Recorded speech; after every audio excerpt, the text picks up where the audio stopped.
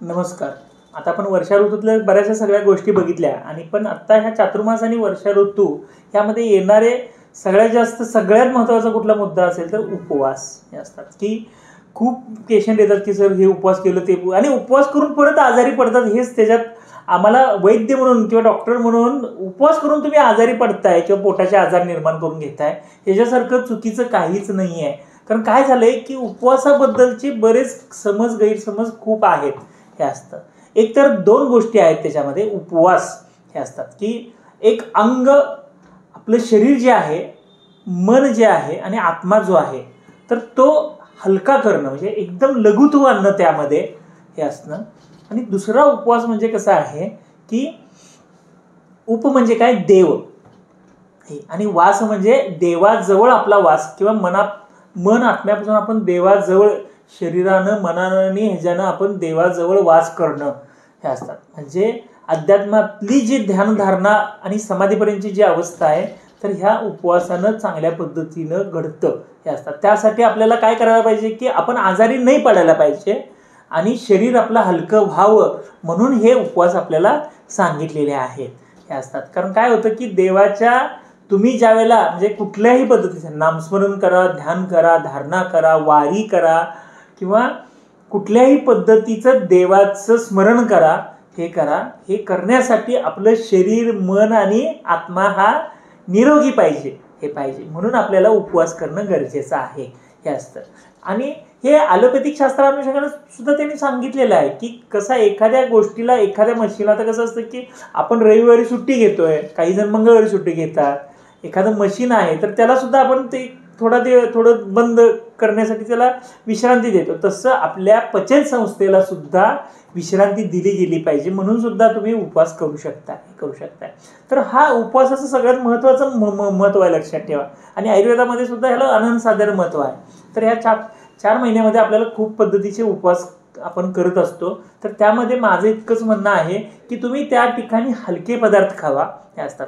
एक म्हणजे उपवासाला गाईचं दूध हे, दुसरं म्हणजे साळीच्या लाह्या हे असतात, तिसरं म्हणजे विशेषतः फळं खावा म्हणजे केळ असेल, सफरचंद असेल, हे असेल तर हे जास्त करून फळं खावा. फळ आणि दुधामध्ये अंतर पाहिजे हे.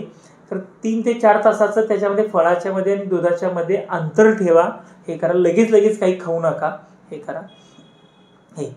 चौथं ह्याच्यामध्ये वरीचा उपयोग त्यामध्ये खूप चांगल्या पद्धतीने करता येतो. वरीचा भात ह्याच्यामध्ये हलकासा खाणं अपेक्षित आहे हे आहे. तर इतकं हलकं झालं पाहिजे की होतं. तर एक वेळेला जेवण करून एक वेळेला उपवास करणं ही एक योग्य पद्धत आहे. आणि काही जण हे पूर्ण उपवास करतात तर त्यांनी थोडंसं हलकंसं गरम पाणी घेणं आणि नुसतं दूध घेणं नाही, अशा पद्धतीनं सुद्धा तुम्ही उपवास त्याच्यामध्ये करू शकता. म्हणजे काही खाणं पिणं नसतं. काही जण नुसतं गरम पाणी पिऊन सुद्धा उपवास करू शकतात हे असतात. पूर्ण दिवस उपवास हे करतात तर अशा पद्धतीने सुद्धा करू शकतात. आणि एक भुक्त उपवास हे अशा पद्धतीनं सुद्धा हे. आणि जे आपण हे खातो म्हणजे त्यावेळेस जे खातो तर ते सुद्धा हलकं असलं पाहिजे हे असतात. म्हणजे फुलके, एखादी फळभाजी, ताजं ताक हे आणि एखादं म्हणजे गोड पदार्थ हलकाचा असावा त्या आहारामध्ये. आणि एक वेळेला हलकं आपण फक्त दूध वगैरे प्यावं किंवा वरीचा भात खावा. तर हे सोडून खरं म्हणजे काहीच खाऊ नये. म्हणजे आजकाल जे शाबूची खिचडी खाल्ली जाते, शाबूचे वडे खाल्ले जातात, चिप्स भरपूर खाल्ले जातात, तर त्याचं तेल मीठ हे परत खूप घातलेलं जातं. आणि त्यामुळे बरेच पेशंट परत तक्रार घेऊन येतात की डॉक्टर पित्त झालंय, पोट गच्च झालंय आणि पोट साफ होत नाही आहे आणि पोट खूप दुखतं हे होतं. मग आपण आषाढीची एकादशी करतो हे होतं आणि परत 2 दिवसांनी किंवा दुसऱ्या तिसऱ्या दिवशी बरेच तक्रारी घेऊन डॉक्टरांच्याकडे आमच्याकडे येतात. तर हे खूप वाईट वाटतं. ॲक्च्युली उपवास केल्यानंतर तुम्हाला हलकेपणा येऊन तुम्ही निरोगी राहायला पाहिजे. आणि तुम्ही खाऊन जर रोगी होत असाल तर त्या उपवासाला काही महत्त्व नाही आहे, ते देवाला सुद्धा आवडणार नाही आहे. त्यामुळं खातानाच्या काही गोष्टींचं भान ठेवून खावा. तर ज्या गोष्टीमुळे पित्त होतंय, ज्या गोष्टीमुळे पोट साफ होत नाही, ज्या गोष्टीमुळे पोटाला गॅसेस होतात तर हे पदार्थ उपवासाचे असू शकतील का? तर मी तर म्हणतोय की नाही हे असतात. तर नक्कीच तुम्ही ह्याच्यावर विचार करा आणि हलकं खाण्याचा नक्की प्रयत्न करा. त्यामुळे दूध, साळीच्या लाह्या ह्यावर थोडंसं भर जास्त द्या. फळं थोडीशी हलकीशी, जी जेवढं पाहिजे तेवढंच खावा, भरपूर खाऊ नका. आणि हलकं ठेवून खाल्लं की मग त्या उपवासाला महत्त्व आहे. तुमचं शरीर, मन, आत्मा हा हलका होतो आणि त्याच्यामध्ये तुम्हाला ध्यानधारणा करता येईल, नामस्मरण करता येईल, चालता येईल, म्हणजे ह्या वेगवेगळ्या साधना करता येतील, देवाजवळ तुम्हाला पोचता येईल. तर म्हणून आपल्याला हा उपवास खूप महत्त्वाचा आहे. तर हे नक्की तुम्ही करून बघा आणि आम्हाला त्याचे फीडबॅक द्या. त्यासंबंधी सुद्धा अजून काही तुम्हाला प्रश्न असतील उपवासासंबंधी, डॉक्टर हेच का खावं, तेच का खावं, तरी तुम्ही आमच्या चॅनलवर ते नक्की प्रश्न टाका. मी तुम्हाला त्याची नक्की उत्तरं आम्ही त्याची देऊ.